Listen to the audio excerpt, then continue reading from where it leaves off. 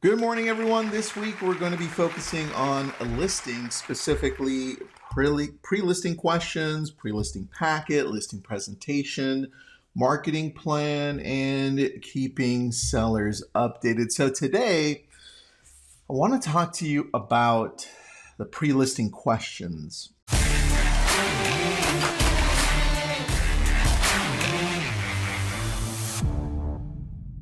And that's assuming that you've already got some type of an appointment to go in and see the home or engage with the seller.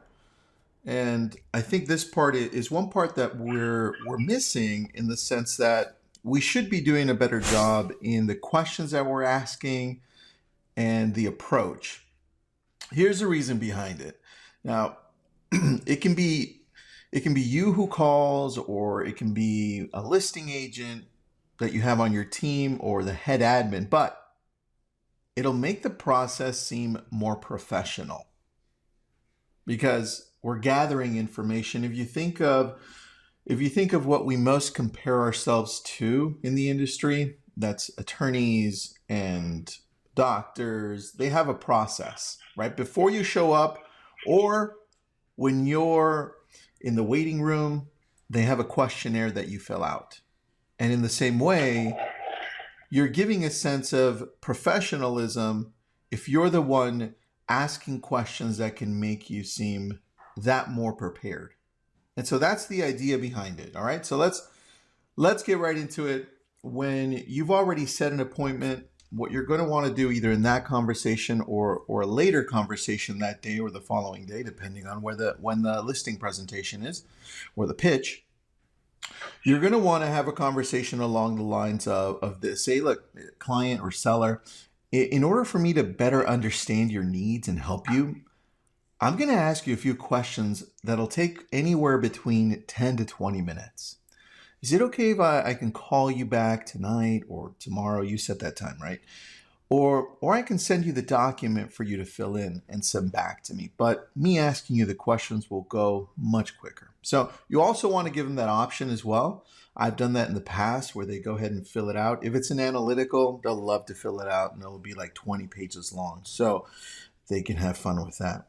Now, once they say yes and they give you a time, you want to make sure that then you get into it and say, okay, great, I'm going to call you at this time and that time. Great, I'll call you up. All right, so now it's call time.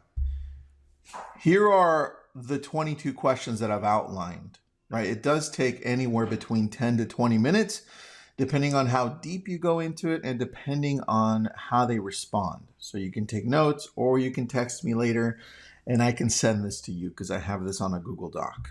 So the first thing is, once I call you up, and I'm going to use Zach as an example because we were talking a little bit. So I'm going to be like, hey, Zach, thanks for taking my call again. Look, I don't want to take more time than needed. Let's get right into it. Can I get your full name, please? And then you'll be like, yeah, my name is Zachariah, blah, blah, blah, whatever his full name is. I say, awesome. All right, so what's the property address? And do you have a separate mailing address that I should be using just in case? Right? We never ask for that mailing address. Sometimes they do have a mailing address over that address.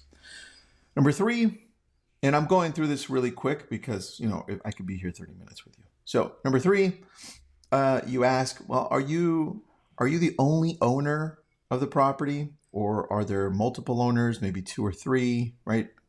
Something along the same lines as decision makers, whatever language you want to use there. I usually like to use owners.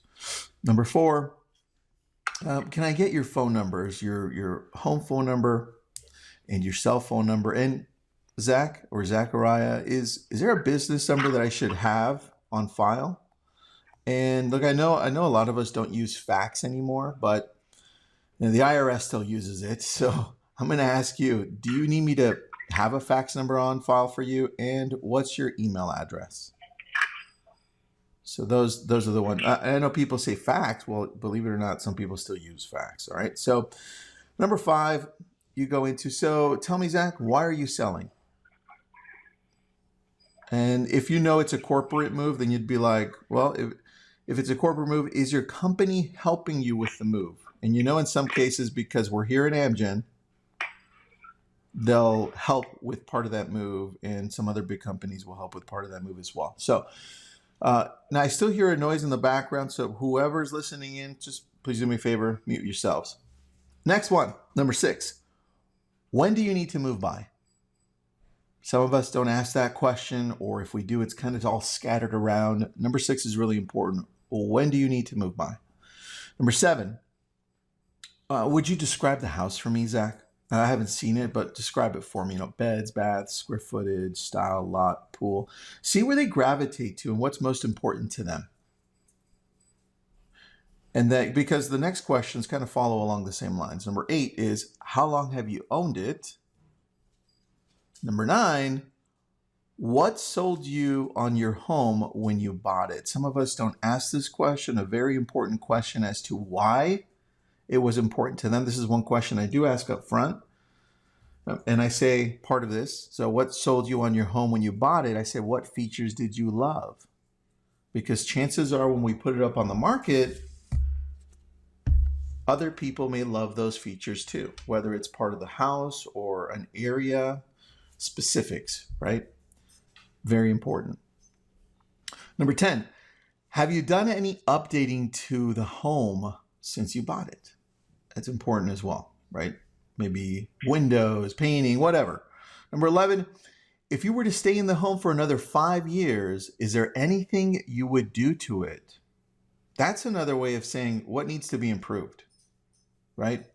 And if you ask it this way, they'll think about it differently as well, and you'll get a more solid answer. Number 12, for a moment, pretend to be a buyer and look at your home through what we call buyer's eyes. On a scale from 1 to 10, how would you rate its condition? 1, poor, 10, model home. What do you think? Tell me, Zach, what do you think? Right, so that's that. Number 13, what would it take for your house to be a 10? That's always assuming that they're not going to choose a 10, right? Hopefully they're realistic and you're working with a client that will actually sell their home, and it'll be like, well, it's a 7 or an 8, right? And then they'll give you an answer as to what it would take to be a 10, which is what we're heading for, because now we're going to use this as ammunition for the future, for the price and where we need to be at. Number 14, what are you going to be asking for your home? Now, when I've asked this, most of the time they have an answer. In some cases, they say, well, that's why we're hiring a professional like you to let us know. And that's okay. The idea is to hopefully have them give you a price based on a previous appraisal, or they've refinanced, or they've gone on Zillow or Redfin and taken a look at what they think their home is worth. Well, chances are, with all the tech out there, they have an idea. And you want that idea, right? Because you need to have that up front. You need to know what you're going up against. Number 15, do you own your property free and clear? Right? That's important to see how much they're going to net, right? Because what are they going to do with the money? Are they going to be able to do some seller financing? What's the situation? Right? If they say, yeah, look, I do own something. I said, awesome. Do you happen to know the balance? We are going to need that, right? It helps them with the net sheet and all this whole process. Number 16, what are the 3 things you're looking for in a realtor? I don't think I hear anybody ask this question. But then it puts it right in front of your face. What's most important to them? What are they looking for? Chances are it's going to be a stretch for them to find 3. From my experience, they usually find 1 or 2. Number 17, are you getting any other professional opinions on selling your home? Now you're talking like a doctor at this point, or an attorney. Have you gotten anybody else? But instead of saying, hey, are you interviewing any other real estate agents? You're saying, hey, are you getting any other professional opinions on your home? They say, oh, yeah, we are. Awesome. Do you have an appointment set already? Yeah, we do. We have one tomorrow. Great. Could you please provide me the names and the times you'll be meeting them? People are like, well, I'm too scared to ask. Well, look, if you don't ask, you won't know.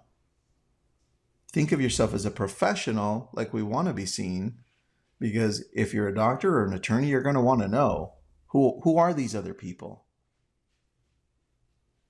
Number 18, have you considered going for sale by owner? Some agents say, well, why would you ask that and put it in their head? Well, why not? Because if they thought about it, I want to know up front.